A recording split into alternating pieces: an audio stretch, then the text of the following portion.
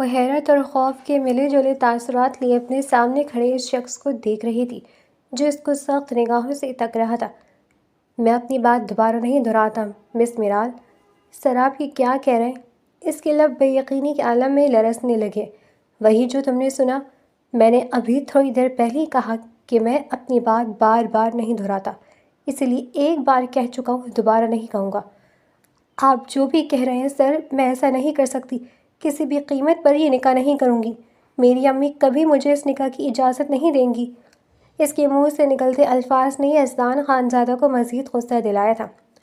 میں نے تم سے پوچھا نہیں ہے، میں نے تمہیں کہا ہے تو تمہیں یہ چیز کرنی ہے تو کرنی ہے، نہیں تو پھر تم مجھے جانتی ہو کہ میں کیا کیا کروں گا۔ اس کی بات پر وہ پرسوچ ہچکی لیتے اپنے آنسو کو حلق میں اتار گئی تھی۔ وہ جو کہہ رہا تھا کہ اگر اس شخص کی بات وہ نہیں مانے گی تو وہ واقعی اس کے ساتھ وہ کر دے گا جو اس کے ساتھ اب تک نہیں کیا، مگر نہیں، وہ اس شخص سے نکاح نہیں کر سکتی تھی۔ اس کی شادی تو کسی اور سے ہو رہی تھی نا، پھر وہ اس شخص سے کیسے؟ نہیں سر، وہ تیزی سے بولتے ہوئے کھڑی ہوئی۔ میں یہ نکاح نہیں کر سکتی، میں اس شخص کو چاہتی ہوں، میں یہ نہیں کر سکتی سر، آپ کو جو کرنا ہے آپ وہ کر لیں۔ وہ اس کی آنکھوں میں آنکھیں ڈال کر ڈھنائی سے بولی۔ اس کی ڈھنائی پر یزدان خانزادہ کو الگ ہی آنکھ لگ گئی تھی۔ ایک تو ڈھٹائی تو کہی تھی، اوپر سے اپنی محبت کے بارے میں ذکر کر کر وہ اس کے پورے وجود میں بارود دہکا چکی تھی۔ میں تمہاری کسی فضول بات میں نہیں آ رہا۔ وہ برداشت کرتا کھڑے ہوتے ایک شاپر اٹھاتے اس کے سامنے پھینک گیا۔ تمہارے پاس 15 منٹ ہے، یہ پہن کر تیار ہو اور خبردار جو اناکانی کی تو، ورنہ یہ دیکھ رہی ہوں نا، میں اس سے تمہیں 1 سیکنڈ میں اوپر پہنچا دوں گا۔ تمہاری محبت جو کوئی بھی ہے وہ ایسے ہی کنواری رہ جائے گی۔ کیا خیال ہے پھر؟ وہ معصوم اس کے گرن دکھانے پر خوف سے سہمی پیچھے ہٹی تھی۔ اس کے یوں خوف کھانے پر یزدان خانزادہ کے لبوں پر مسکراہٹ دوڑ گئی تھی۔ گڈ، اچھی بات ہے، مجھ جیسے انسان سے ڈرنا بھی چاہیے، ورنہ تمہیں معلوم ہی ہے کہ میں کیا کر سکتا ہوں۔ یہ لو اور تیار ہو جاؤ، تھوڑی ہی دیر میں مولوی صاحب آتے ہوں گے۔ وہ جانے لگا، مگر جاتے جاتے وہ پھر سے رکا تھا۔ اس کے رکنے پر میرال کی دھڑکنیں سہم گئی تھی۔ ایک اور بار کہہ رہا ہوں، خبردار مولوی صاحب کے سامنے کوئی بھی الٹی حرکت کرنے کی کوشش کری۔ وہ اس کو انگلی اٹھا کر وارن کرتا تیز قدموں سے باہر کی جانب چلا گیا تھا، جبکہ وہ بھیگی نگاہوں سے اپنے سامنے موجود اس مہنگے سوٹ کو دیکھ رہی تھی جو وہ کم از کم اس وقت تو نہیں پہننا چاہتی تھی۔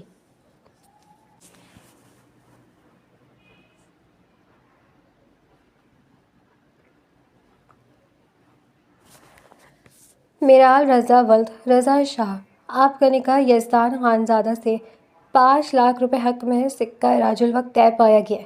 کیا آپ کو یہ نکاح قبول ہے؟ مولوی صاحب کے پوچھنے پر اس نے نگاہ اٹھا کر اپنے سامنے بیٹھے اس شخص کو دیکھا جو اپنی سرخ نگاہ اس پر ہی جمائے بیٹھا تھا۔ اس کے ہاتھوں میں ریوالور دیکھ کر اس کے گلے میں گلٹی ابھر کر معدوم ہوئی تھی۔ اس شخص کی خون رنگ آنکھوں میں اس کے لیے ایک سرد وارننگ تھی۔ وہ خوف سے گھبرا کر رہ گئی۔ قبول ہے۔ وہ آنسو پیتے بمشکل یہ کڑوا گھونٹ بھر کر رہ گئی تھی۔ 3 دفعہ اس سے رضامندی لینے کے بعد مولوی صاحب اب اٹھ کر یزدان خانزادہ کی جانب گئے تھے۔ وہ اپنے آنسو کو پیتی بے حد خوفزدہ تھیں۔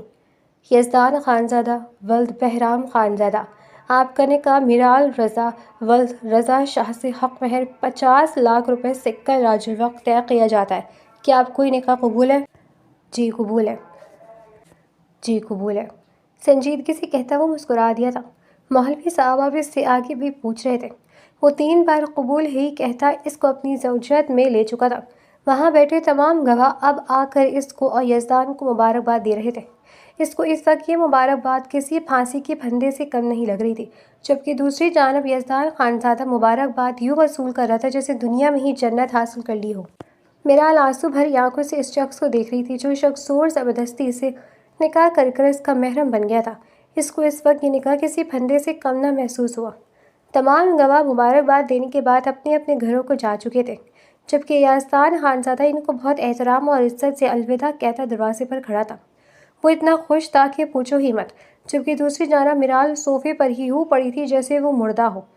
ڈھونڈنے سے بھی اس وقت اس کے وجود میں سانسیں نہیں مل رہی تھی۔ جو تھوڑی دیر پہلے اس کے ساتھ ہوا تھا وہ اس کی سمجھ سے بالا تر تھا۔ تمام مہمان جا چکے تھے۔ وہ سب کو الوداع کہتا دروازہ بند کر کے اندر آیا تھا۔ اندر داخل ہوتے ہی اس نے مسکراتے ہوئے میرال کو دیکھا جو صوفے پر ساکن پڑی تھی۔ میرال اس کو دیکھتے ہوش کی دنیا میں واپس آئی تھی۔ اس کو دیکھتے اس کی آنکھوں میں آنسو آئے تھے۔ وہ بمشکل اپنے آنسو کو پیتی اٹھ کر بیٹھی تھی۔ آپ نے میرے ساتھ زبردستی نکاح کیوں کیا؟ وہ پرسوچ ہچکی لیتی تیز لہجے میں بولی۔ کیونکہ میرا دل کر رہا تھا۔ وہ دانت نقوص تھا، اس کو آگ لگا گیا تھا۔ فار گاڈ سیک، میں آپ سے کچھ پوچھ رہی ہوں یزدان، سب چیزیں مذاق نہیں ہوتی، آپ کو کیوں سمجھ میں نہیں آ رہا؟ وہ اپنے چہرے پر ہاتھ پھیرتی چلائی تھی۔ اس کے چلانے پر یزدان خانزادہ تیزی سے اس کی جانب آتا اس کے جبڑے کو دبوچ گیا۔ تمیز سے بات کرو مجھ سے، تمہارا غلام نہیں ہوں میں جو مجھ سے یوں بات کر رہی ہو۔ آئندہ اگر مجھ سے اس لہجے میں بات کی نا تو تمہارے لیے اچھا نہیں ہوگا۔ وہ اس کے جبڑے پر انگلی گرفت مزید مضبوط کر گیا۔ میرال کو ایسا لگا کہ اس کا جبڑا ٹوٹ کر دو حصوں میں تقسیم ہو جائے گا۔ کئی بے لگام آنسو اس کی آنکھوں سے نکلتے یزدان خانزادہ کے ہاتھ پر گرے تھے۔ وہ نہ چاہتے ہوئے بھی تکلیف کی شدت سے سسک کر رہ گئی تھی۔ اس کے سسکنے پر یزدان خانزادہ نے اس کا جبڑا چھوڑ دیا تھا۔ وہ شکوہ کناں نگاہوں سے یزدان کو دیکھتی اپنا چہرہ موڑ گئی۔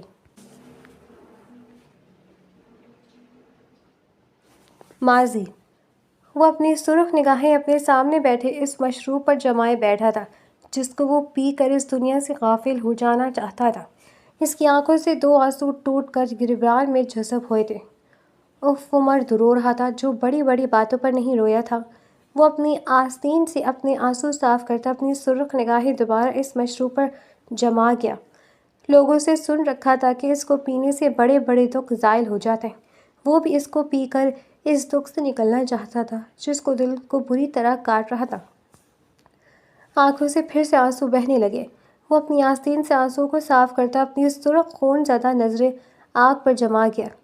شیشم کی لکڑی پر جھلستی آنکھ اس کو اس وقت اس کی اپنی جانب کھینچ رہی تھی۔ دل غم و غصے سے بھر رہا تھا۔ دل کر رہا تھا ساری دنیا کو اس آنکھ میں جھونک دے، یا اگر ان کو نہ جھونک سکے تو خود ہی اس آگ میں کود جائے۔ کسی نہ کسی چیز پر تو سکون آئے گا نا۔ مگر ابھی اللہ کچھ وقت تک اس کی نصیب میں سکون نہیں لکھ رہا تھا۔ اس کی جلتی آنکھیں خود بخود بند ہوئی تھیں۔ تکلیف سے اس کی آنکھوں کے پپوٹے سوج رہے تھے۔ تقریباً 4 دن سے وہ سویا نہیں تھا۔ ظالم نیند آ ہی نہیں رہی تھی، سوتا کیسے؟ بند آنکھوں کے پیچھے وہی منظر بھٹکنے لگتا جس کو وہ بھول جانا چاہتا تھا۔ یزدان، تمہیں اللہ کا واسطے مجھے جانے دو، میں تم سے محبت نہیں کرتی، شمائلہ روتے ہوئے بولی۔ اس کی بات پر یزدان خانزادہ پاگل ہوا۔ اس کو اپنے کانوں پر یقین نہ آیا۔ یہ شمائلہ کیا کہہ رہی تھی؟ وہ تیزی سے اس کی جانب جاتے اس کے بازوؤں کو سختی سے اپنے ہاتھ میں جکڑ گیا۔ شمائلہ میری جان، کیا ہو گیا تم کو؟ ایسے کیوں کہہ رہی ہو؟ وہ نرمی سے اس کے چہرے پر ہاتھ رکھتا اس کو کام ڈاؤن کرنے لگا، مگر شمائلہ سختی سے اس کے ہاتھ جھٹک گئی۔ مجھے ہاتھ مت لگاؤ یزدان، تمہیں سمجھ میں نہیں آ رہی، وہ چلائی تھی۔ اس کے چلانے پر یزدان کو اپنے کانوں پر یقین نہ آیا۔ جانم، کیوں کر رہی ہو میرے ساتھ ایسے؟ وہ مجبور ہوتے ہی نرمی سے اس کے بالوں کو سنوار گیا۔ اس کے ہاتھ لگانے پر شمائلہ یوں پیچھے ہوئی تھی جیسے اس کو کسی اچھوت نے چھو لیا ہو۔ اسے اس طرح پیچھے ہوتے دیکھ کر یزدان کی آنکھیں خون کی مانند سرخ ہوئیں۔ میں نے کہا نا یزدان، مجھ سے دور رہو، مجھے ہاتھ مت لگاؤ بار بار۔ تم ایسے کیسے کہہ سکتی ہو مجھے شمائلہ؟ میں تمہارا شوہر ہوں، حق رکھتا ہوں تم پر۔ یہی حق تو ختم کرنا چاہتی ہوں تم پر سے میں۔ مجھے طلاق دو یزدان، تاکہ میں تم جیسے شخص کی قید سے آزاد ہوں۔ زندگی برباد کر رکھ دی ہے تم نے میری۔ تمہیں دیکھو، تمہارے بیٹے کو دیکھو، میں بھی انسان ہوں، مجھے جانور مت سمجھو۔ میں نہیں رہ سکتی تمہاری اس قید میں، مجھے زندگی جینی ہے، مجھے نکلنا ہے باہر، مجھے صرف تمہاری بیوی اور تمہاری بیٹی کی ماں نہیں بننا۔ اس کی بات پر یزدان کی آنکھیں بے یقین ہوئیں۔ وہ عورت اس کے ساتھ ساتھ اس کے بیٹے سے بھی پریشان تھی۔ اس کا دل کئی حصوں میں تقسیم ہوا۔ شمائلہ، حذیفہ صرف میرا نہیں، تمہارا بھی تو بیٹا ہے، تم اس کے لیے اتنی سنگ دل کیسی ہو سکتی ہو؟ مائیں تو اپنے بچوں کے لیے سب کچھ چھوڑ دیتی ہے، تم کیسی ماں ہو؟ ہاں صحیح ہے، ایسی ہی ماں ہوں۔ مجھے نہیں رہنا تمہارے بچوں کی ماں بن کر، مجھے طلاق دو اور مجھے اس بوجھ سے آزاد کرو، مجھے نہیں رہنا تمہارے ساتھ اس رشتے میں بن کر۔ اس کی بات سنتے یزدان گہری گہری سانس لیتے پیچھے ہوا۔ چاہے کچھ بھی ہو جاتا، اس عورت کو تو وہ کسی زندگی میں نہیں چھوڑ سکتا تھا۔ میں تمہیں نہیں چھوڑوں گا شمائلہ، شاید تم وہ وقت بھول گئی ہو، مگر مجھے اچھے سے یاد ہے کہ جب تم اور میں ایک دوسرے کو بہت چاہتے تھے، اور صرف اسی وقت نہیں، میری محبت آج بھی قائم ہے، اسی لیے میں تمہیں چھوڑ نہیں سکتا۔ میرا ایمان اجازت نہیں دے رہا۔ اس کی بات پر شمائلہ پاگل ہوتی اس کا گریبان تھام گئی۔ مجھے تم سے طلاق چاہیے یزدان، مجھے آزاد کرو تم، میرا حق ہے میری زندگی پر، میں جیسے چاہوں اپنی زندگی گزاروں، تم نہیں ہوتے مجھے قید کر کر رکھنے والے۔ میں تمہارا شوہر ہوں شمائلہ، اور شوہروں کو سارے حق ہوتے ہیں۔ میں تمہیں نہیں چھوڑنا چاہتا، یہ میری مرضی ہے۔ میں اس زندگی میں تو تمہیں کبھی بھی نہیں چھوڑوں گا، چاہے تم کچھ بھی کر لو۔ میں تمہارے ساتھ نہیں رہوں گی یزدان، میں خالد سے شادی کروں گی، میں اس سے محبت کرتی ہوں۔ وہ ہچکی لیتے وہ سچ بول گئی جو اس نے اب تک نہیں بولا تھا۔ اس کے منہ سے کسی مرد کا نام سن کر یزدان کو یقین نہ آیا، وہ کسی جنگلی جانور کی مانند شمائلہ پر جھپٹا تھا۔ کیا بولا تم نے؟ پھر سے بولو۔ وہ اس کی گردن پر ہاتھ رکھنا اپنی گرفت مضبوط کر گیا۔ شمائلہ نے اپنی کالی سیاہ آنکھیں اس کی نیلی آنکھوں میں گاڑی تھی۔ یہی کہ تم جیسے گھٹیا جانور انسان کے ساتھ مجھے نہیں رہنا، میں خالد سے محبت کرتی ہوں اور اسی سے شادی کروں گی۔ اس کے بعد پر ایک سناٹے دار تھپڑ یزدان نے اس کے چہرے پر مارا۔ وہ اس تھپڑ کی تاب نہ لاتے منہ کے بل زمین پر گری، مگر دوسری لمحے وہ اٹھ کھڑی ہوئی۔ یزدان اس کے پاس آتا اس کے بازو اپنی ہتھیلی میں جکڑ گیا۔ بولو بے وفا بے غیرت عورت، کب میں نے تمہارے ساتھ جانور والا سلوک کیا؟ تم سے اتنی محبت کری، تم اتنا چاہا، اور تم مجھے یہ کہہ رہی کہ میں نے تمہارے ساتھ جانور والا سلوک کیا؟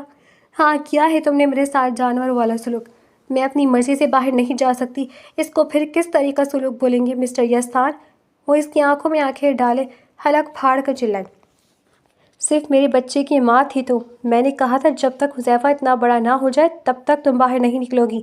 5 مہینے کا ہے وہ، کم از کم اس کے بارے میں تو سوچ لو۔ اور میں نے کب تمہیں کہیں بھی جانے سے انکار کیا؟ میں تمہیں لے کر تو جاتا تھا، مجھے تمہارے ساتھ لٹک کر جانے کا شوق نہیں تھا یزدان۔ میری اپنی بھی زندگی ہے، میری اپنی بھی کچھ پرائیویسی ہے۔ شاید تم بھول گئی ہو کہ میاں بیوی کے درمیان کوئی پرائیویسی نہیں ہوتی۔ میں جہاں جاؤں گا تم میرے ساتھ جاؤ گی، میں جہاں سے آؤں گا تو میرے ساتھ آؤ گی۔ آج سے پہلے تو میں نے تمہیں چھوٹ دے رکھی تھی کہ تم کہیں بھی جا سکتی ہو، آ سکتی ہو، مگر آج کے بعد نہیں۔ تم جیسی بے وفا عورت کو اب میں ایک لمحے کے لیے بھی اکیلا نہیں چھوڑوں گا۔ اس کی بات پر شمائلہ تڑپ کر رہ گئی۔ اتنی بڑی بات کے ہونے کے بعد بھی وہ اس کو چھوڑ نہیں رہا تھا۔ اس کو اپنی دھڑکنیں گھٹتی ہوئی محسوس ہوئی۔ تم ایک بے وفا لڑکی کے ساتھ کیسے رہو گے یزدان؟ وہ اس کی آنکھوں میں آنکھیں ڈالتے مضبوط لہجے میں بولی۔ اس کی بات پر یزدان کی آنکھیں خون کی مانند لال ہوئی تھی۔ بس نہیں چھوڑ سکتا تمہیں۔ میں نے صرف تمہارے ساتھ ویسے نہیں بے وفائی کری، بلکہ میں نے خالد کے ساتھ بہت سا وقت گزارا ہے جس میں وہ اور میں بہت پاس تھے۔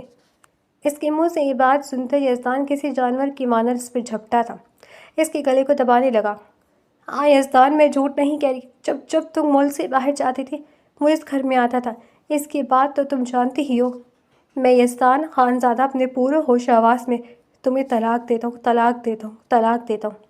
وہ ایک لمحے میں 3 طلاقیں دیتا اس کو کسی اچھوت کی مانند زمین پر پٹک گیا۔ شمائلہ منہ کے بل زمین پر گرتی مسکرا دی تھی۔ مشن سکسیسفل ہو گیا تھا۔ اب یہاں سے نکلتے ہی اس کو خالد سے شادی کرنی تھی، مگر وہ نہیں جانتی تھی کہ جس شخص کے لیے اس نے اتنا بڑا قدم اٹھایا تھا وہ شخص اس کے ساتھ سنسیئر تھا بھی یا نہیں۔ تمہارے پاس 5 منٹ ہے شمائلہ، اٹھو اور میری نظروں کے سامنے سے اپنا گندا وجود لے کر دفع ہو جاؤ۔ تم جیسی غلیظ عورت کو میں آج کے بعد دیکھنا نہیں چاہوں گا۔ وہ بری طرح دھاڑا تھا۔ جھولے میں لیٹا 5 مہینے کا وہ بچہ حلق پھاڑ کر رو رہا تھا۔ شاید اس کے دل کو بھی اس انہونی کا احساس ہو گیا تھا جو وہاں پر ہو گئی تھی۔ شمائلہ مسکراتے ہوئے کھڑی ہوئی۔ وہ ایک نظر یزدان کو دیکھتی تیزی سے الماری کی جانب بھاگی۔ وہ مٹھیاں بھر بھر کر سونے کو اپنے بیگ میں ڈال دی تھی۔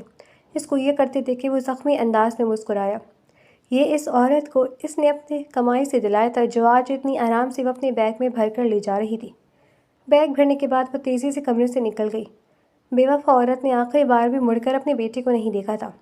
حذیفہ اب بھی جھولے میں یوں ہی تڑپ تڑپ کر رو رہا تھا۔ نیلم، نیلم! وہ دھاڑا اس کی دھاڑ پہ ملازمہ بھاگتے ہوئے کمرے کے اندر داخل ہوئی۔ اس کو اٹھاؤ اور کمرے سے باہر لے جاؤ، کم از کم رات سے پہلے اس کو مجھے دینے مت آنا۔ غصہ فاقے سے کہتا اپنا چہرہ مسلنے لگا۔ نیلم اس معصوم بچے کو اٹھاتی تیزی سے کمرے سے نکل گئی۔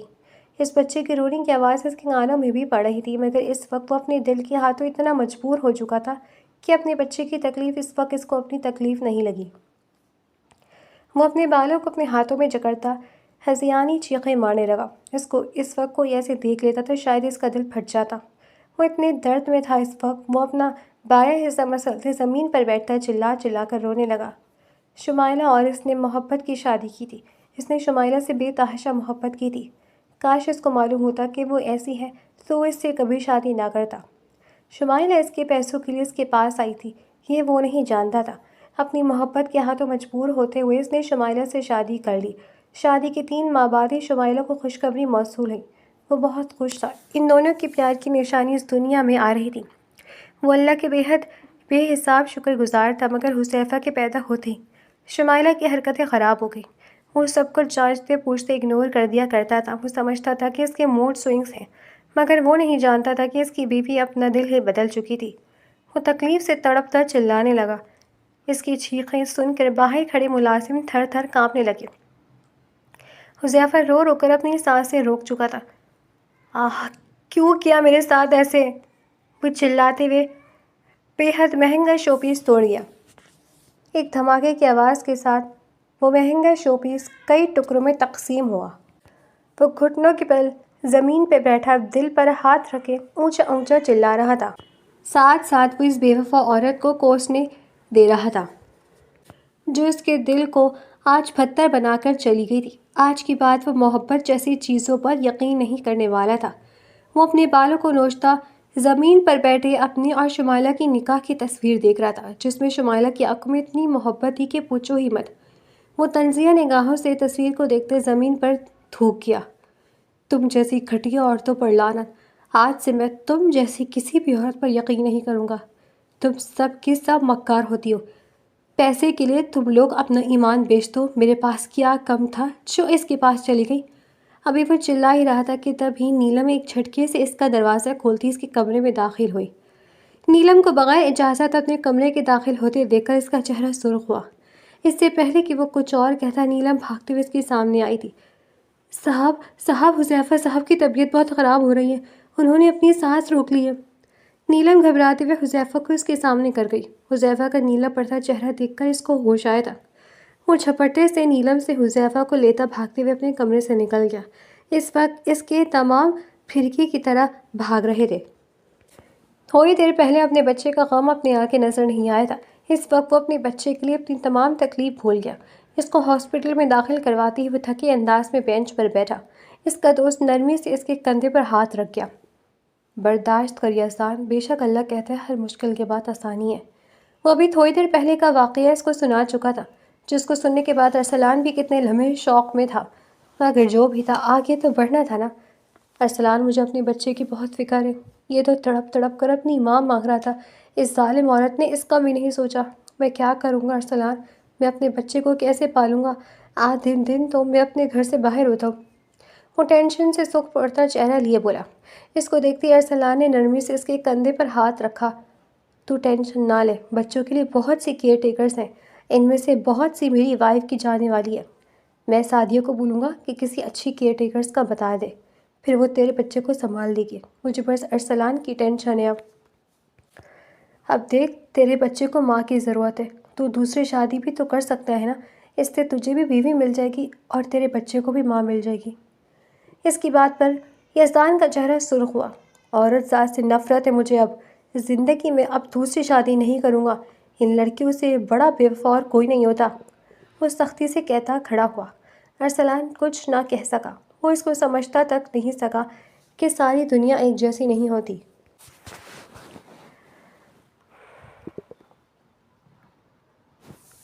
اس بات کو 2 ہفتے کا عرصہ گزر چکا تھا۔ حذیفہ نیلم کے پاس ہی رہتا، مگر نیلم بیچاری اس کو سنبھال ہی نہیں پاتی تھی، وہ اس کے پاس رہتا ہی نہ تھا۔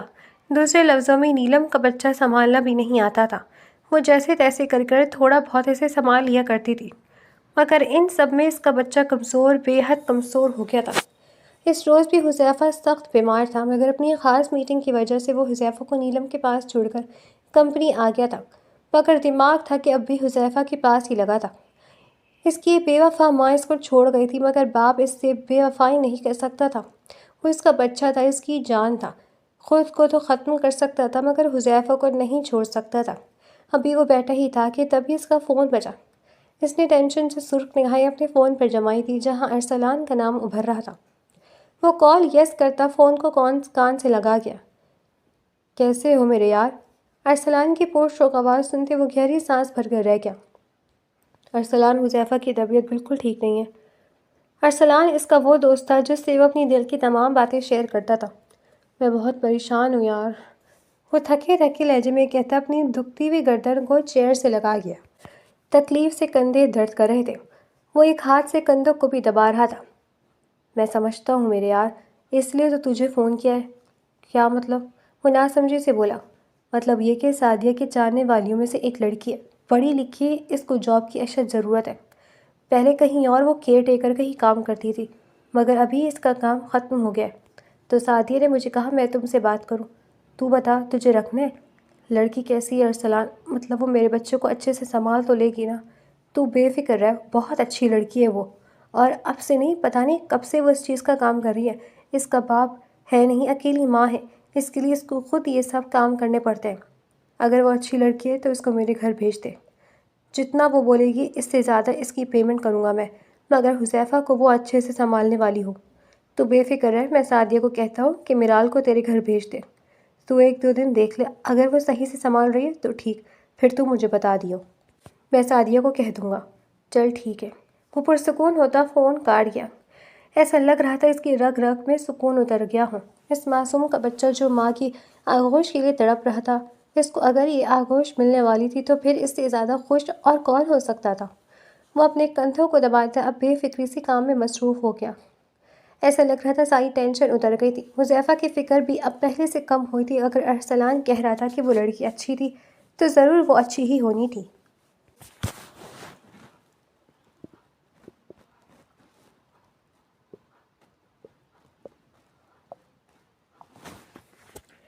رات کے 11 کا ٹائم ہو رہا تھا۔ میٹنگ اچھے سے ہو گئی تھی، مگر اس کا کام اتنا تھا کہ وہ چاہتے ہوئے بھی جلدی گھر نہ جا سکا۔ نیلم کو فون کر کر وہ اس لڑکی کو زیادہ رکنے کا بھی کہہ چکا تھا، اس لیے بھی اب اس کو زیادہ ٹینشن نہ دی۔ اپنے کام کو فائنل ٹچ دیتا وہ ٹیبل سے اپنی گاڑی کی چابی اور اپنا کوٹ اٹھاتا تیزی سے باہر نکلا۔ کیا دن آ گئے تھے نا، پرسکون ہو کر کام بھی نہیں کر پاتا تھا۔ حذیفہ کی فکر اینی ٹائم اس کے دماغ میں لگی رہتی تھی۔ کاش اس کی ماں اس کے ساتھ ایسا نہ کرتی، اس کے ساتھ نہیں صحیح اپنے بچے کے ساتھ ہی وہ عورت وفا نبھا لیتی، مگر نہیں، جانے کے بعد اس ظالم عورت نے پلٹ کر بھی اپنے بچے کو نہیں پوچھا تھا، اور وہ بھی سوچ چکا تھا کہ اب زندگی میں وہ حذیفہ کو اس کی ماں سے ملنے نہیں دینا چاہتا تھا۔ وہ گاڑی میں بیٹھتے گاڑی کو تیزی سے گھر کی جانب ڈال گیا۔ اس کا ایک بچہ گھر میں کس حالات میں تھا، اس کا دل اس وقت صرف اور صرف گھبرا رہا تھا۔ ریش ڈرائیونگ کر کر آدھے گھنٹے کا راستہ وہ 15 منٹ میں پورا کرتے گھر کے سامنے لاتا گاڑی رک گیا۔ تھکے تھکے انداز میں وہ گاڑی سے نکلتا تیزی سے اندر کی جانب داخل ہوا۔ حذیفہ کی کمرے کی طرف جاتے وہ بے چین، سخت بے چین تھا، مگر اندر سے آتی آوازوں کو سن کے اس کے قدم زمین نے جگڑ لیے تھے۔ کیوں کر رہا ہے میرا بابا اسے؟ بھوک لگی ہے میری جان کو؟ ایک نرم سی آواز سنتے اس کا دل عجیب سے انداز میں دھڑکا۔ یہ کس کی آواز تھی؟ وہ لمحوں میں سمجھ گیا تھا۔ او حذیفہ بی بی، کھانا کھانے میری بیبی کو؟ ابھی بناتی ہیں آنٹی سیریلیک۔ وہ اس کو پچکارتی ہنستے ہوئے سیریلیک بنانے لگی۔ اس کی ہمت نہ ہو سکی کہ وہ دروازہ کھول کر اندر دیکھے۔ اس کا بچہ خوش تھا، اس کو سمجھ آ گئی۔ اس کے دل سے اب ایک بہت بڑا بوجھ اتر گیا۔ آنٹی کا بیبی، جلدی سے منہ کھولو۔ اس کے پچکارنے پر آواز پر حذیفہ کھلکھلا کر ہنس دیا۔ اس کے کھلکھلانے کی آواز سن کر اس کا دل مچلنے لگا اپنے بچے کو دیکھنے کے لیے، مگر اندر ایک گیر عورت بیٹھی تھی، وہ ایسے منہ اٹھا کر اندر نہیں جا سکتا تھا، اس لیے کچھ سوچتا وہ تیزی سے کچن کی جانب گیا جہاں نیلم رات کے برتن دھونے میں مصروف تھی۔ نیلم میری بات سنو، حذیفہ ٹھیک ہے؟ وہ انجان بندہ نیلم سے پوچھنے لگا۔ جی صاحب، حذیفہ بیوی بہت خوش ہیں، ایسا لگتا ہے اس کو اس کی ماں مل گیا ہے۔ اس کی بات پر وہ سرخ ہوا۔ یہ نیلم بنا سوچ سمجھ کر کچھ بولتی ہی نہیں تھی۔ میری بات سنو۔ جی صاحب۔ نیلم اس کے بلانے پر تیزی سے اس کے پاس آئی۔ تم جاؤ، جا کر اس لڑکی سے کہو کہ وہ اب اپنے گھر جا سکتی ہے، رات بہت ہو گئی ہے۔ جی صاحب، جاتی ہوں۔ وہ اپنے سر پر دوپٹہ ڈالتی تیزی سے وہاں سے نکلی۔ ارے پوری بات تو سن لو۔ نیلم، ہوا کی گھوڑے پر سوار ہو رہتی ہو تم؟ جی صاحب بولے۔ اس سے کہنا کہ رات بہت ہو گئی، ڈرائیور کے ساتھ چلی جائے، باہر ڈرائیور ہے، اس کو کہنا وہ اسی کے ساتھ جائے۔ جی صاحب۔ نیلم اس بات میں سر ہلاتی تیزی سے حذیفہ کے کمرے کی جانب چلی گئی۔ وہ بھی مطمئن ہوتا اپنے کمرے میں چلا گیا تھا۔ اس کے جانے کے بعد وہ حذیفہ کے کمرے میں جانے کا ارادہ رکھتا تھا۔ تقریباً آدھے گھنٹے بعد وہ حذیفہ کے کمرے کے اندر داخل ہوا۔ حذیفہ آپ نے جھولے میں لیٹا گہری نیند سو رہا تھا۔ وہ جاتے جاتے حذیفہ کو سلا گئی تھی۔ اس کے کمرے کو دیکھتے اس کے لب مسکرائے۔ نیلم اس کو سنبھالنے میں پورا کمرہ پھیلا دیا کرتی تھی، مگر آج وہ اس کو طریقے سے تیار کر کر سلا کر جانے کے ساتھ ساتھ اس کمرے کو بھی صاف کر گئی۔ وہ ایک نظر حذیفہ کو دیکھتا جھک کر اس کی پیشانی چومتے تیزی سے حذیفہ کے کمرے سے نکل گیا۔ اس کا بیٹا اتنی پیاری نیند سو رہا تھا، وہ اس کو تنگ نہیں کرنا چاہتا تھا۔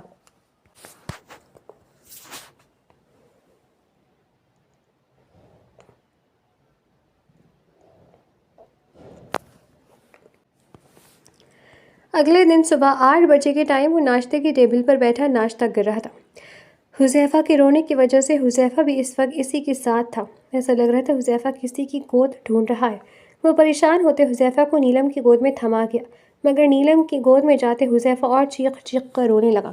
وہ ناشتہ چھوڑتے حذیفہ کو اپنی گود میں لے گیا تھا، مگر سب بے سود۔ حذیفہ صاحب اب بھی یوں ہی رو رہے تھے۔ ابھی وہ کھڑے ہی تھے کہ تبھی دروازے سے میرال اندر داخل ہوئی۔ میرال کو دیکھتے وہ حیران ہوا تھا۔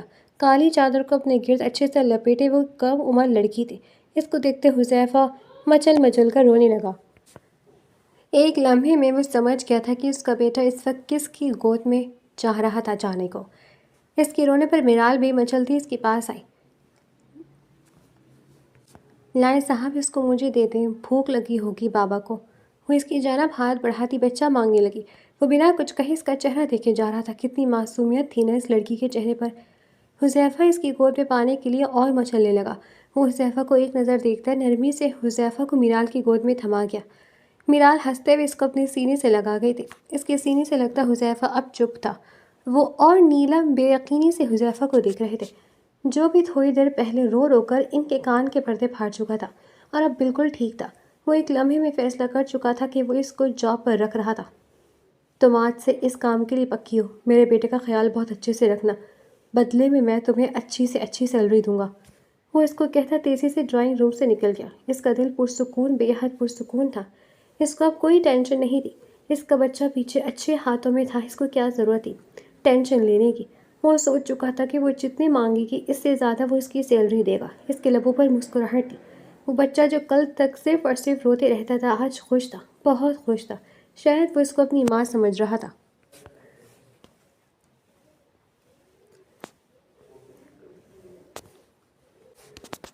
ایک مہینے بعد رات کے 2 بجے وہ تھکا ہارا گھر کے اندر داخل ہوا۔ تھکن سے اس کے کندھے دکھ رہے تھے، مگر کام تھا اس کو کرنا ہی تھا، اس لیے آج اس کو آفس سے آتے آتے بہت دیر ہو گئی تھی۔ حذیفہ کی ٹینشن الگ لگی ہوئی تھی۔ میرال رات 9 بجے کے ٹائم گھر چلی جایا کرتی تھی، مگر ابھی 2 بج رہے تھے۔ نیلم حذیفہ کو سنبھال نہیں پاتی تھی۔ وہ ٹینشن سے اپنے کندھوں کو دباتا حذیفہ کے کمرے کی جانب گیا۔ کمرے میں اتنی خاموشی پاتے اس کا منہ حیرانی سے کھل گیا۔ وہ کمرے کا دروازہ کھولتا اندر داخل ہوا، مگر اندر کا منظر دیکھتے اس کا منہ حیرانی سے کھل گیا۔ اس کی آنکھیں اس منظر کو دیکھتے سرخ ہوئی تھیں۔ میرال بے فکری سے بستر پر لیٹی گہری نیند سو رہی تھی، جبکہ حذیفہ اس کے سینے پر سر رکھ کے سو رہا تھا۔ اس منظر کو دیکھتے اس کی آنکھیں بھر آئی تھیں۔ اس کا بچہ اسی کو اپنی ماں سمجھ رہا تھا۔ اس کی ماں نے تو اس کے ساتھ بے وفائی کر دی تھی، مگر یہ لڑکی اس کے ساتھ بے وفائی نہیں کر سکی تھی۔ وہ کئی لمحے خاموشی سے ان دونوں کو دیکھتا رہا۔ ایک مکمل اور خوبصورت منظر تھا۔ اس منظر میں کوئی کمی نہیں تھی۔ اس کا دل عجیب انداز میں دھڑکنے لگا۔ سامنے سوئی معصوم لڑکی اس کو بہت اچھی لگ رہی تھی۔ اس کو عورتوں سے سخت نفرت تھی، مگر پھر بھی میرال اس کو اچھی لگ رہی تھی۔ اس نے اپنے معصوم بیٹے پر ایک نظر ڈالی۔ وہ اس لڑکی کو اپنی ماں سمجھ رہا تھا۔ ماں کی آغوش سے محروم وہ بچہ اس عورت سے بہت قریب ہو گیا تھا۔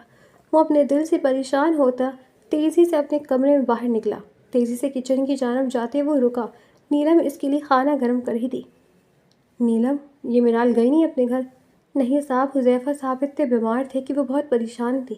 انہوں نے اپنی ماں کو فون کر کر کہہ دیا تھا کہ وہ آج گھر نہیں آئیں گی۔ بالکل ماں کی طرح پیار کرتی ہیں یہ آپ کے بچے کو صاحب۔ نیلم دوپٹے سے ہاتھ پوچھتی مسکراتے ہوئے بولی۔ اس کی بات پر اس کا چہرہ سرخ ہوا۔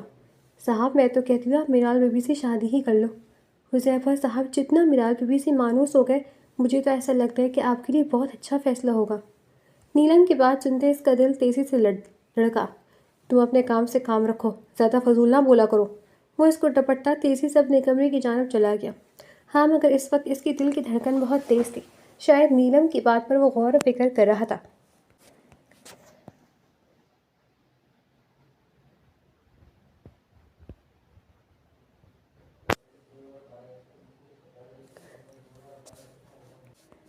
اگلے دن وہ اپنے کمرے میں بیٹھا مکمل تیار بستر پر بیٹھے اپنے جوتے پہن رہا تھا کہ تبھی اس کے دروازے پر دستک ہوئی۔ وہ حیران ہوا تھا کہ صبح صبح کون آ گیا، مگر اس کو اندر آنے کی اجازت دیتے ہوئے وہ دوبارہ سے اپنے پیروں پر جھک گیا۔ میرال کو اندر آتے دیکھ کے وہ حیران ہوا۔ میرال کی گود میں حذیفہ بھی تھا جو اس کے ساتھ کھیلنے میں مصروف تھا۔ اپنے بیٹے کو اس کے ساتھ ایسے کھیلتے دیکھ کر اس کے لبوں پر دھیمی سی مسکراہٹ آئی۔ صاحب وہ مجھے آپ سے بات کرنی تھی، میرال اس کے پاس آتی دھیمے لہجے میں بولی۔ ہاں تم بولو، میں سن رہا ہوں، وہ اس کی جانب دیکھتا سنجیدہ لہجے میں بولا۔ سر وہ یہ اپنے دوپٹے کے نیچے سے کارڈ نکالتی اس کے ہاتھوں پر رکھی۔ وہ حیران ہوتے اپنے ہاتھ میں موجود اس کارڈ کو دیکھ رہا تھا۔ سر وہ میری شادی ہے اگلے ہفتے، میں بس یہی کہنے آئی تھی کہ اب سے میں نہیں آؤں گی کیونکہ میری شادی کے دن قریب ہے، تیاریاں وغیرہ بھی کرنی ہے۔ کل رات آپ آئے نہیں تھے اور پھر حذیفہ کی طبیعت بھی بہت خراب تھی، اس لیے کل رات میں رک گئی۔ وہ حذیفہ کی پیشانی چومتی نرمی سے حذیفہ کو اس کے برابر میں بٹھا گئی۔ حذیفہ بستر پر بیٹھا رونے لگا۔ اس نے حذیفہ کی جانب دیکھتے ایک سخت نظر میرال پر ڈالی۔ اس کی شادی کا سن کر اس کا دل عجیب ہو گیا تھا۔ کیوں ہوا تھا وہ نہیں سمجھ پا۔ چلیے سر میں چلتی ہوں، اور پلیز سر آپ اور حذیفہ شادی میں ضرور آئے گا۔ وہ اپنی چادر طریقے سے درست کرتی تیزی سے دروازے سے نکل گئی۔ اس کے جاتے ہی حذیفہ چیخ چیخ کر رونا شروع ہو چکا تھا۔ وہ حذیفہ کو اپنی گود میں لیتے اس کو تھپکنے لگا۔ کیا اس کا بچہ دوبارہ سے ماں کے لیے تڑپے گا؟ یہ سوچتے اس کا دل عجیب ہو گیا۔ نہیں، وہ اپنے بچے کے اب ماں کے لیے تڑپ تو نہیں دیکھنا چاہتا تھا۔ دوسرے ہی لمحے وہ تیزی سے باہر کی جانب جاتے نیلم کو حذیفہ کو پکڑاتے اپنے آفس کے لیے نکل گیا۔ جو اس کے دماغ میں چل رہا تھا اب وہ وہی کرنے والا تھا۔ وہ کسی اور کی ہو یہ اس برداشت نہیں تھا۔ دوسری بار اس کا بیٹا اس کو ماں سمجھ رہا تھا، پھر وہ کیسے اپنے بیٹے کی یہ خواہش چھوڑ دیتا۔ حذیفہ کی رونے کی آواز اب تک اس کے کانوں میں پڑ رہی تھی۔ اس کے یہ چلتے قدم بتاتے تھے کہ وہ اب اپنے فیصلے پر مزید ڈٹ گیا تھا۔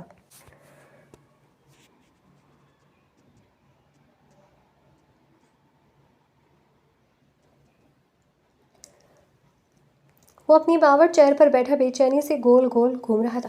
وہ کسی اور کی ہو جائے گی یہ اس کو منظور نہیں تھا۔ اس کا دل بدل چکا تھا۔ ہاں، جو شخص جمائلہ سے اس وقت نفرت کرتا تھا، جو شخص عورتوں سے نفرت کرتا تھا، وہ شخص اب میرال سے محبت کرنے لگا تھا۔ اس کی شادی کے بارے میں سوچتے اس کا دم گھٹنے لگا۔ وہ اپنا فون اٹھائے میرال کو فون ملا رہا تھا۔ تقریباً 2 بیل جانے کے بعد سامنے سے اس کا فون اٹھا لیا گیا۔ اس کی معصوم آواز سنتے وہ آنکھیں بند کر گیا۔ ایک سکون تھا جو اس کے دل و دماغ میں اترتا چلا گیا۔ جی سر، خیریت، آپ نے فون کیا؟ میرال کی حیران آواز سنتے وہ اپنے لب کاٹ گیا۔ تم میرے آفس آ سکتی ہو میرال، مجھے تم سے بہت ضروری کام ہے۔ سر ایسا کیا کام ہے جو آپ مجھے سیدھا آفس بلا رہے ہیں؟ وہ مزید حیران ہوئی۔ یار کام ہے میرال، اس لیے کہہ رہا ہوں۔ حذیفہ بھی بہت بیمار ہو گیا، پتہ نہیں کیا ہو گیا۔ وہ اس کی رونے کی والی ہی فون پر چلا کو تھا۔ اس کی رونے کی آواز سنتے میرال کا دل اچھل کر حلق میں آ گیا۔ سر حذیفہ خیریت سے تو ہے؟ تم دیکھ چکی ہو میرال کہ میرے بیٹے کا کیا حال ہے۔ تم نے اس کو اپنی عادت ڈال کر اچھا نہیں کیا، میں کیسے اس کو سنبھالوں گا؟ سر ایسے تو نہ بولے۔ اچھا تم پلیز ابھی آفس آ جاؤ، میرے لیے بہت مشکل ہو رہا ہے اس کو سنبھالنا۔ تو وہاں جانے کے بعد یہ اتنا رو رہا تھا کہ میں اس کو اپنے ساتھ آفس لے آیا۔ وہ جھوٹ پر جھوٹ بول رہا تھا۔ یہ کرنے کے لیے اگر اس کو 101 جھوٹ بولنے پڑے وہ بھی بولنے کو تیار تھا وہ۔ صاحب آپ ٹینشن نہ لیں، میں بس نکلتی ہوں، میں آ رہی ہوں، وہ کہتی فون کاٹ چکی تھی۔ اس کے فون کاٹتے ہوئے پر وہ مسکراتے فون کو دیکھتا سائڈ پر ڈال گیا۔ اب وہ ارسلان کا نمبر ڈائل کر رہا تھا۔ ارسلان خوش ہو جا، تیرے بھائی نے تیری بات مان لی ہے۔ ارسلان حیرت سے منہ کھولے دیکھے گیا۔ کیا ایسی کون سی بات مان لی تو نے جو تو اتنا خوش ہے؟ ارسلان بھی خوش تھا۔ ارسلان تیرے پاس 1 گھنٹہ ہے، تو اس 1 گھنٹے میں مولوی صاحب کو لے کر فٹافٹ یہاں پہنچ۔ کیا تو نکاح کر رہا ہے؟ ہاں ارسلان، میں نکاح کر رہا ہوں۔ وہ مسکرایا۔ کس سے؟ میرال سے۔ میرال سے؟ مگر اس کی تو کہیں اور شادی۔ جتنا بتانا تھا اتنا بتا دیا، اب جلدی سے مولوی صاحب کو لے کر اب باقی باتیں بعد میں بتاؤں گا، وہ کہتا جلدی جلدی فون کاٹ گیا۔ ابھی وہ مزید سوالوں کے جواب نہیں دے سکتا تھا۔ ابھی وہ بیٹھا ہی تھا کہ تبھی میرال اس کے آفس کے اندر داخل ہوئی۔ میرال کو دیکھتے ہی اس کے لب مسکرائے تھے۔ میرال کو اس کے اتنے عجیب سے انداز سے مسکرا کر دیکھتی حیران ہوئی۔ صاحب آپ نے مجھے یہاں کیوں بلایا نکاح کرنے کے لیے؟ وہ دھیمے لہجے میں کہتا اس کے ہوش آواز اڑا لی گیا۔ سر کیا؟ جو تم نے سنا ہے میں نے وہی کہا ہے، بات دہرانے کی میری اندر عادت نہیں ہے، وہ کہتی ہی اس کو منہ کھولنے پر مجبور کر گیا۔ حال وہ ڈرا دھمکا کر اس معصوم سے نکاح کر چکا تھا۔ اس کو روتے دیکھ کر اس کا دل گھبرایا، مگر یہ صحیح تھا، وہ اس کو کسی اور کا ہوتا نہیں دیکھ سکتا تھا۔ وہ کسی اور کی ہو رہی تھی، کسی سے محبت کرتی تھی، سوچ کر اس کے دماغ کی رگ پھٹنے لگی۔ یوں ہی روتی رہو گی یا گھر بھی چلو گی؟ وہ طنزیہ لہجے میں بولتے اس کے پاس آیا۔ اس کے الفاظ سنتی وہ غصے سے مٹھیاں بھیجے اس کی آنکھوں میں آنکھیں ڈال گئی۔ زبردستی نکاح تو مجھ سے کر ہی لیا ہے، جائے گھسیٹتے ہوئے مجھے۔ اب کیا ہی کر سکتی ہوں میں؟ وہ تیز لہجے میں چلائی۔ یزدان رخ پھیرتا اپنے کانوں پر ہاتھ رکھ گیا۔ اس کی بیگم کو غصہ بے تحاشا غصہ آ رہا تھا۔ اس وقت وہ بھیڑیوں کے چھتے میں ہاتھ ڈالتا تو وہ اس کے اوپر سب کچھ لے کر چڑھ جاتی، اس لیے وہ بھی خاموشی سے ہی اس کو گھر لے جانا چاہتا تھا۔ دیکھو جو ہونا تھا ہو گیا، تم میری بیوی ہو، گھر ہمارا ایک بیٹا بھی ہے جو میرے لیے نہ صحیح مگر تمہارے لیے ضرور تڑپ رہا ہوگا۔ وہ میرا نہیں آپ کا بیٹا ہے، میں اس کی کیئر ٹیکر ہوں، ماں نہیں۔ وہ چلائی۔ کل تک تم اس کی کیئر ٹیکر تھی مگر اب تم اس کی ماں ہو، اس لیے اب تمہیں تو میرے بیٹے کی کوئی فکر نہیں مگر مجھے میرے بیٹے کی بہت فکر ہے، اس لیے گھر چلو۔ میں آپ کے گھر نہیں جاؤں گی، وہ ضدی انداز میں کہتی رخ موڑ کر بیٹھ گئی۔ اس کی اس بچکانہ ضد پر یزدان خانزادہ کے ماتھے پر بل پڑے۔ کیا مطلب گھر نہیں جاؤ گی؟ ڈرامے بازی نہیں کرو، گھر چلو، گھر ہمارا بیٹا ہے۔ اگر یہ میری پہلی شادی ہوتی نا تو ضرور میں تمہیں کہیں گھمانے لے جاتا۔ خیر گھمانے تو میں تمہیں اب بھی لے جاؤں گا مگر گھر چل کر پہلے حذیفہ کو دیکھ لیتے ہیں۔ اس کی بات پر میرال بھویں اچکا کر رہ گئی۔ مجھے آپ کی اور آپ کے بیٹے کے ساتھ کہیں نہیں جانا، وہ منہ پھلا کر کہتی دوبارہ سے رخ موڑ کر بیٹھ گئی۔ اس کی یہ حرکتیں اس وقت یزدان کو بہت پیاری لگ رہی تھی۔ یہ سب اس کے ساتھ شمائلہ نہیں کرتی تھی، وہ بس اس پر دھونس جماتی تھی، مگر یہ نخرے کری تھی تو اچھے کری تھی، یا پھر شاید اس کے نخرے بھی اچھے لگ رہے تھے۔ وہ مسکراتے ہوئے اس کے پاس آتا جھک کر اس کو اپنی گود میں اٹھا گیا۔ اس کی اس حرکت پر میرال کا منہ کھلا کا کھلا رہ گیا۔ تمہیں میرے اور میرے بیٹے کے ساتھ کہیں نہیں جانا ہوگا مگر میں اور میرا بیٹا چاہتے ہیں کہ ان کی ماں ان کے ساتھ چلے۔ وہ اس کو سختی سے تھامتا تیزی سے باہر کی جانب قدم بڑھا گیا۔ بہت سے ملازمین منہ کھولے ان دونوں کو دیکھ رہے تھے۔ وہ بھوکلائے ہوئے یزدان کے سینے پر مکے مارنے لگی۔ یزدان مجھے نیچے اتارے، دیکھے سب دیکھ رہے ہیں۔ سب کو دیکھنے دو، سب کو بھی تو معلوم ہو کہ میں نے تم سے کتنی محبت کرتا ہوں۔ وہ اس کو مزید سختی سے اپنے اندر بھیجتا تیزی سے باہر کی جانب جا رہا تھا۔ اس کی اس حرکت پر میرال سر سے لے کر پیر تک سرخ ہو گئی۔ مقابل بہت بے شرم تھا، اس کو لمحے میں معلوم ہو گیا۔ وہ غصے سے سرخ پڑتی اس کی گریبان سے ہاتھ ہٹا گئی۔ یزدان بیچ راستے میں رکتا گھور کر اس کو دیکھنے لگا۔ جلدی سے پکڑو مجھے نہیں تو پھینک دوں گا نیچے۔ وہ مسکراہٹ بمشکل ہونٹوں پر دبائے بولا۔ پھینک دی نیچے، میں تو نہیں اتار رہی۔ اچھا بیٹا اب میں تمہیں پھینکتا ہوں۔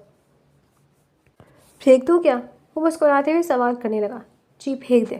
اس کے کہنے پر وہ مزید مضبوطی سے اس کو تھام گئی۔ پھینکنے کے لیے تھوڑا نہ اپنایا ہے، وہ دھیمے سے کہتا جلدی سے گاڑی کی جانب قدم بڑھا گیا۔ وہ اس کی بات سنتی حیران ہوتے اس کا چہرہ دیکھنے لگی۔ اس شخص نے اس سے شادی کیوں کی تھی اس کو تھوڑا تھوڑا سمجھ آنے لگا۔ اچانک ہی اس کو اپنا وجود ہواؤں میں اڑتا محسوس ہوا۔ وہ اپنے چہرے کو جان بوجھ کر سرخ بناتی رخ موڑ گئی۔ یزدان مسکراہٹ دباتے نرمی سے اس کو فرنٹ سیٹ پر بٹھاتے خود ڈرائیونگ سیٹ کی جانب آیا۔ محترمہ کے سارے نخرے وہ گھر جا کر نکالنے کے ارادے رکھتا تھا۔ گھر کے سامنے گاڑی روکتے وہ میرال کو دیکھتا مسکرایا۔ اس لڑکی کو دیکھ دیکھ کر اس کو اپنی خوشگوار زندگی کا احساس ہو رہا تھا۔ ان کچھ عرصوں میں وہ زندگی سے کتنا دور ہو گیا تھا نا، مگر آج اس کو معلوم ہوا تھا کہ اگر اللہ نے اس کے ساتھ پہلے برا کیا بھی تھا تو اب جا کر اس کو بہتر سے بہترین دیا تھا۔ شمائلہ تو شاید بہتر میں بھی نہیں آتی تھی۔ وہ شمائلہ کے بارے میں سوچتے کڑوا سا منہ بنا گیا۔ کتنی محبت کی تھی نا اس نے اس سے، مگر اس بے وفا عورت نے اس کے ساتھ صرف بے وفائی کری۔ اس کا خیال آتے ہی اس کی آنکھیں سرخ ہوئیں۔ میرال جی نیچے اتریں گی یا پھر یہیں چھوڑ جاؤں؟ اس کی بات پر میرال پیر پٹکتی گاڑی سے نیچے اتری۔ اس کے یوں پیر پٹکتے پر وہ مسکراتے ہوئے تیزی سے باہر آتا اس کو اپنی گود میں اٹھا گیا۔ اس دفعہ بھی میرال بھوکلا گئی۔ یزدان نیچے اتارے مجھے، اندر کتنے ملازمین ہیں؟ ملازمین کو دکھانے ہی لے جا رہا ہوں کہ تم میری بیوی ہو، وہ اس کے کان میں کہتا تیزی سے اندر کی جانب داخل ہوا۔ چوکیدار اور مالی نے بھوکلا کر ان دونوں کو دیکھا تھا۔ بیچارے اپنے کام میں مصروف تھے مگر ان دونوں کو دیکھتے وہ دونوں اپنا کام کرنا بھول گئے۔ وہ مسکرا کر دونوں کو دیکھتا ہاتھ ہلاتے گھر کے اندر داخل ہوا۔ گھر کے اندر داخل ہوتے ملازمہ کا بھی یہی حال تھا جو باہر چوکیدار اور والی کا تھا۔ وہ سب کو ہاتھ ہلاتے تیزی سے حذیفہ کے کمرے کی جانب جا رہا تھا۔ اپنے چھوٹے سے بیٹے کو وہ اتنا خوبصورت سرپرائز دینے جا رہا تھا، اس کو یقین نہیں آ رہا تھا۔ اس کے بیٹے کو ماں کا پیار دوبارہ سے ملنے جا رہا تھا۔ وہ خوش تھا، وہ بہت خوش تھا۔ کمرے کے اندر داخل ہوتے ہی وہ مسکراتے ہوئے اس کو نیچے اتار گیا۔ نیلم جو حذیفہ کو سنبھال کر ہلکان ہو رہی تھی وہ بھی بے یقین ہوتے کھڑی ہو گئی۔ لو نیلم، لے آیا تمہاری بھابھی، کر لی میں نے میرال سے شادی۔ وہ مسکراتے ہوئے نیلم سے بولا۔ نیلم حیرت سے منہ کھول گئی۔ ہائے اللہ، سچی؟ ہاں نا، تم نے بولا تھا نا، میں منع کیسے کرتا؟ وہ نیلم کو نرم نظروں سے دیکھتے ہوئے بولا۔ نیلم 5 سال کی عمر میں اپنی ماں کے ساتھ اس گھر آئی تھی۔ نیلم کے 12 سال کے ہوتے ہی اس کی ماں اس دنیا سے چلی گئی۔ اس کے بعد نیلم ادھر ہی رہتی تھی۔ جب سے اس نے حذیفہ کی ذمہ داری سنبھالی تھی، تب سے وہ نیلم کو گھر کا فرد سمجھنے لگا تھا۔ اب وہ اس گھر میں کام نہیں کرتی تھی، بلکہ اس گھر کے فرد کی طرح رہتی تھی۔ چلیں آپ پھر سب باتیں کریں، میں تو نکلتی ہوں۔ اور پلیز میرال بیبی نہیں بھابھی، تم میری بہنوں جیسی ہو، تم نے میری مشکل وقت میں میرے بیٹے کو سنبھالا، تم میری بہن ہو۔ یزدان مسکراتے اس کے سر پر ہاتھ رکھ گیا۔